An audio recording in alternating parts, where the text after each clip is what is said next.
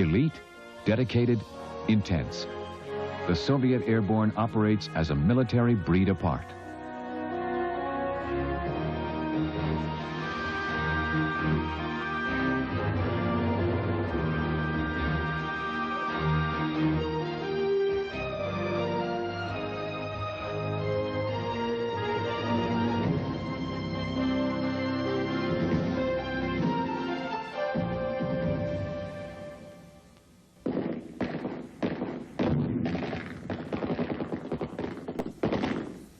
The Soviet military draws from its best-trained units, the Spetsnaz, or Special Purpose Forces, for the most difficult missions, often behind enemy lines.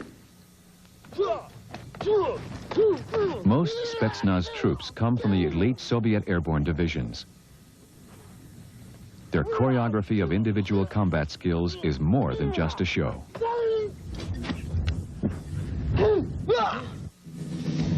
The Soviet Airborne is the only element in the Soviet military allowed to distinguish themselves by wearing special berets and striped shirts. We consider a person who wears the blue beret and the striped shirt a person who is trained much better than other servicemen in other branches.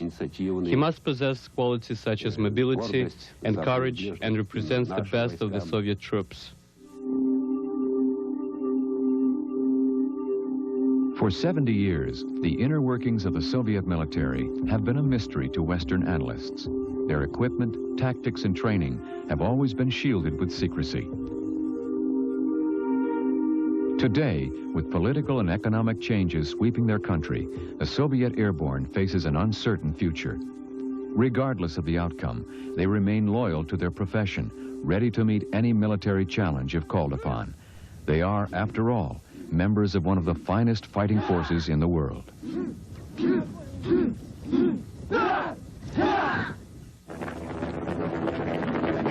All volunteers, they are selected from the best conscripts after first distinguishing themselves in basic training. Many of them started training well before their military service, in schoolboy cadet corps, and by joining local parachute clubs. Even before my service, I learned from boys who served with the airborne forces that airborne forces are a very special kind of forces, very well trained, and I just wanted to try it myself. The Soviet Airborne is considered to be the most prestigious element in the Soviet military. Since the 60s, it's been a separate branch of the military, reporting directly to the Defense Department. Its 8 divisions are considered to be the spearhead of the Soviet armed forces and the first to fight. Be it Czechoslovakia in 1968, Afghanistan in '79, and even the dangerous cleanup at Chernobyl in '86. We didn't think about our health.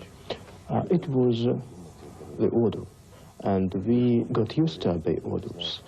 It was, as I think, just a sin to think about one's own health when the whole country was in distress. And we fulfilled our mission there. Their specialty, rapid and massive deployment from the air, with enough men and vehicles to operate independent of the main battle force. Their objectives, critical targets like enemy airfields, strategic river crossings, communication centers, and nuclear facilities, well in advance of an invasion.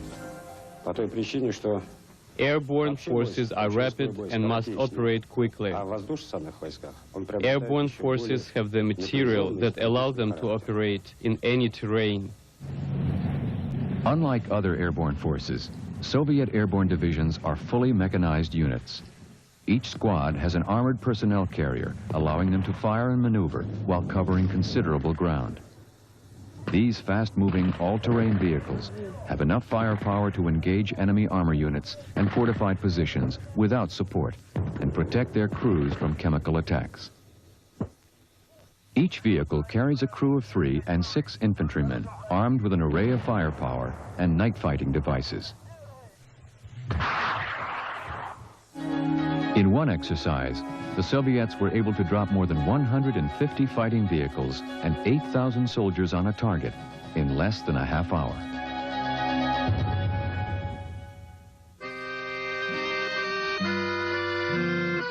The Soviets pioneered airborne operations in 1930, when 12 soldiers bravely lashed themselves to the wing of a bomber and jumped with their crude handmade parachutes. Only 5 years later, they were jumping out of supply planes and able to drop 2,500 soldiers in a single exercise near Kiev. Western observers quickly started developing airborne forces of their own. The Airborne Museum in Ryazan is filled with accounts of other heroic deeds and sacrifices, to which all succeeding airborne troops swear to add deeds of their own.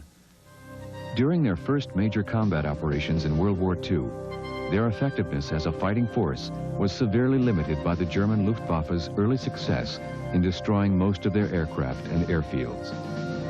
But their individual bravery as soldiers was unquestioned after they managed to maneuver behind the German forces advancing on Moscow, fighting in the dead of winter and resupplying themselves only with what they could capture from the Germans. The airborne troops were largely credited with having saved Moscow. Nearly 200 of them earned the Hero of the Soviet Union Medal, the country's highest award for individual bravery. City streets have been named after these airborne heroes for their sacrifices during that unforgettable winter. Their would-be successors march down this alley of glory each morning, singing their allegiance to the airborne tradition. They sing, "Homeland, tell us where you need us, and we'll give our lives to save you. We make our victory on the earth, and we're proud to give all of our life to you."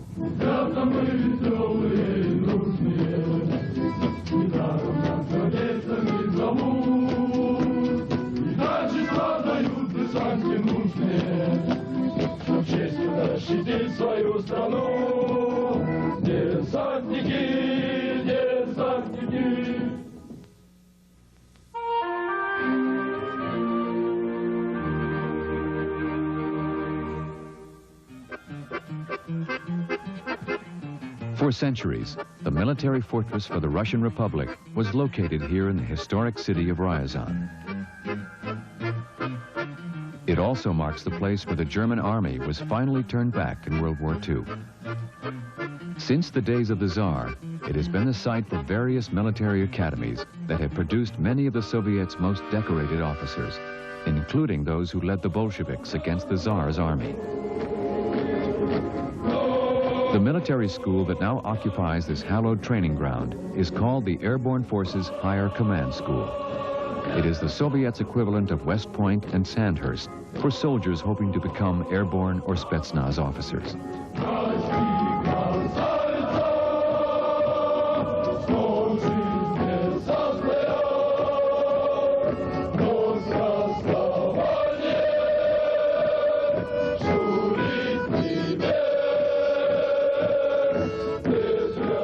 While other Soviet military academies have had trouble attracting qualified candidates, only 1 in 20 applicants is accepted by the Airborne School. Many of the chosen will wash out before they can complete the 4 years of intensive military, academic, and physical training. The school is commanded by General Albert Slyusar, a no-nonsense hero of the Soviet Union, who believes in absolute allegiance to the airborne. As compared with the younger generation, I think that we were brought in another way. We sacrificed our lives to the service in the army, and we had no other idea. We had no solid interest joining the army. So we were brought in this spirit. At dawn in the dead of winter, future airborne officers begin their daily ritual of conditioning their spirit and bodies for the psychological and physical rigors of airborne life.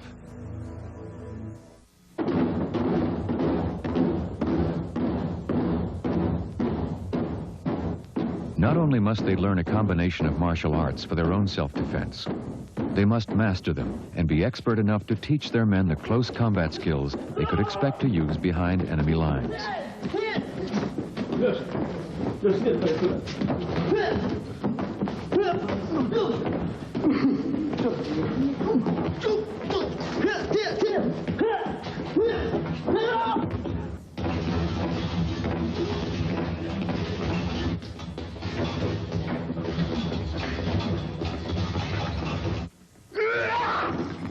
In addition to the skills needed to become an expert infantry soldier, airborne cadets must prepare themselves for their brief moment of flight with 70 pounds of equipment strapped to them.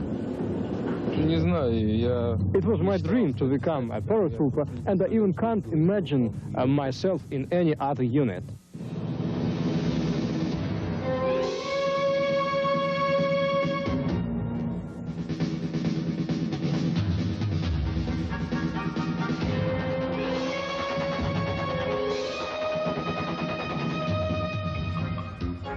Instead of relying on static lines to deploy their parachutes, Soviet airborne troops are trained to pull their own ripcords, especially for low altitude and night jumps.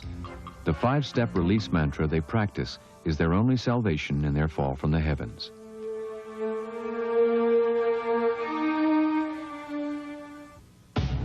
These rudimentary devices are used to prepare the cadets both for the sensation of free fall, if their main chute doesn't open at first, and for the more extreme disorientation of free falling, riding inside their armored personnel carrier, which 2 of them must do every time a vehicle is airdropped.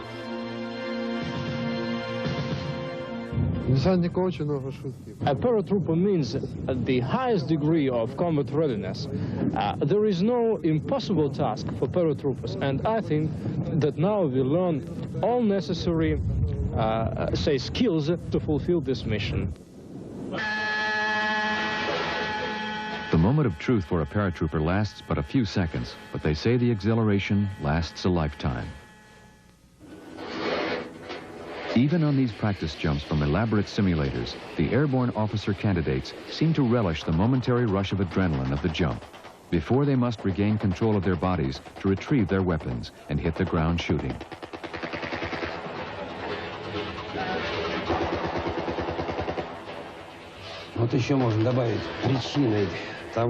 Any contemporary combat is very fast, but as for the combat, for the airborne combat, it's even much faster than any other combat.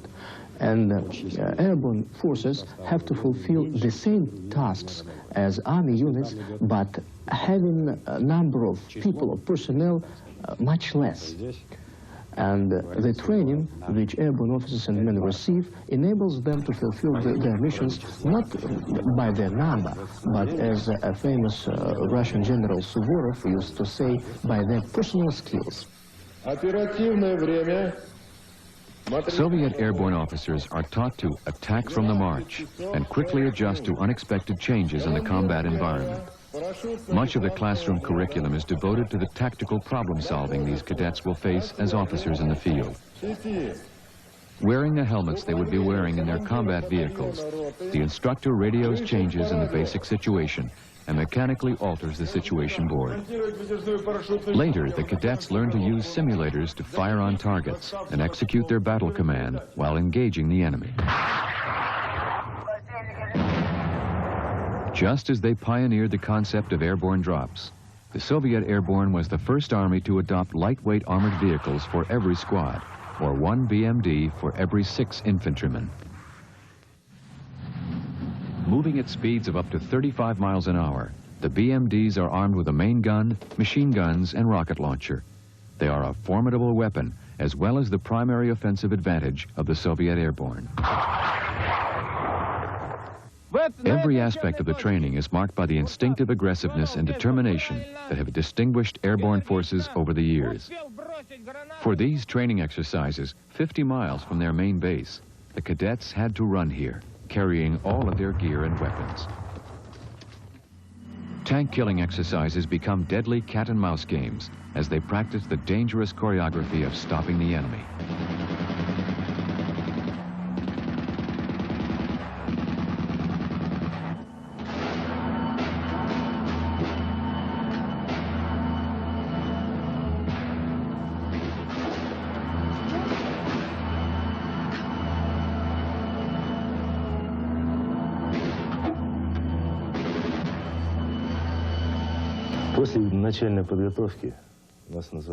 There is a joke about how the brain has to die before the heart. So an airborne man can never die, because he's already lost most of his brains from jumping. Despite the Spartan existence and non-stop training, there are more applicants for the Airborne School than any of the other military schools, including flight school. Outside the main gate each night, there are usually several young Soviet girls waiting for their cadet boyfriends. But they mostly wait in vain for the cadets, who train 6 days a week and sing a bittersweet airborne song as they drill. Sorry, beauty, we have our airborne life. That's why I must part with you, because we must be ready for the unexpected things that call.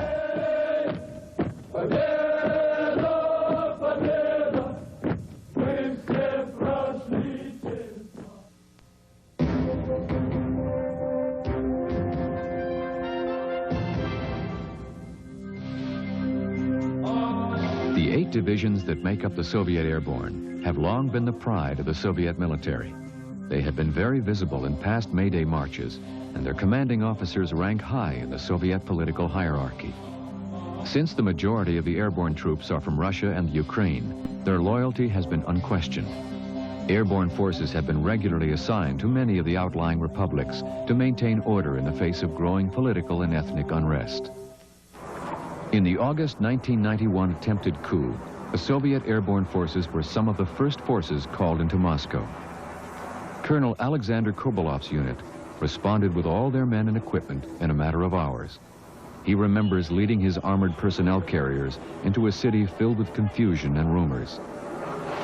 The airborne's orders were to secure the Moscow City Council and the Russian Parliament, called the White House. So when the situation became clearer, we realized that our main task is to prevent any bloodshed and not to undertake any action against our people. Our detachments, units, secured the White House and the Moscow City Council. Many Soviet watchers believe the airborne's passive interpretation of their intervention orders and their ultimate role as peacekeepers was instrumental to the collapse of the coup. Like other Soviet military operations, the airborne led and the rest of the army followed. We consider the airborne forces the best trained part of the army. And that's true because the combat experience in Afghanistan proved to that. General Slyusar received his Hero of the Soviet Union medal for conducting a month-long airborne operation in the dangerous Panjshir Valley, suffering only one fatality.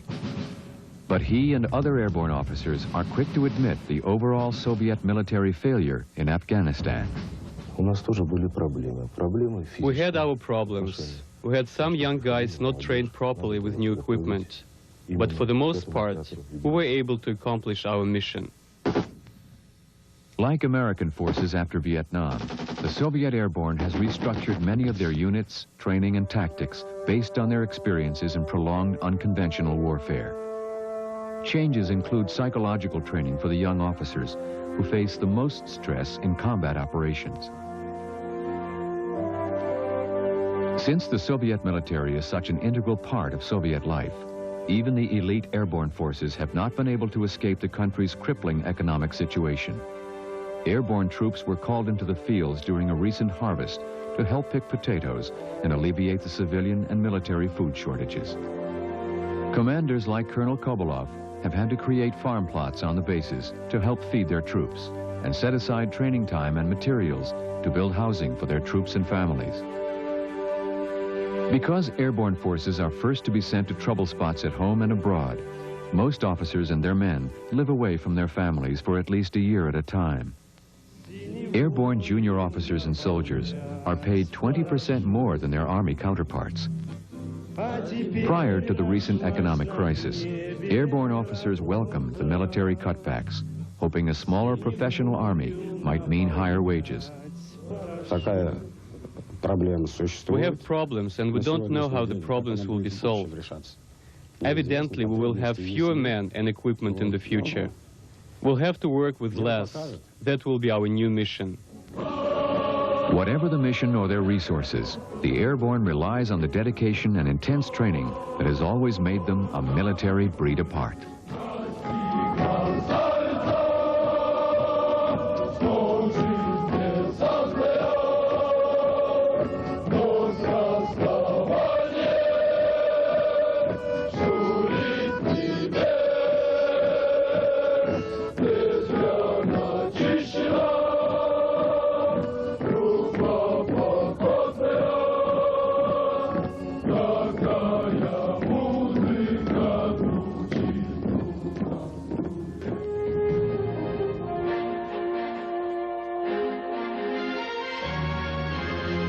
Advanced technology has changed the way we live and the way we wage war. Computers have become crucial, making weapons more accurate and more lethal than ever. See the latest as Discovery presents Firepower. Next.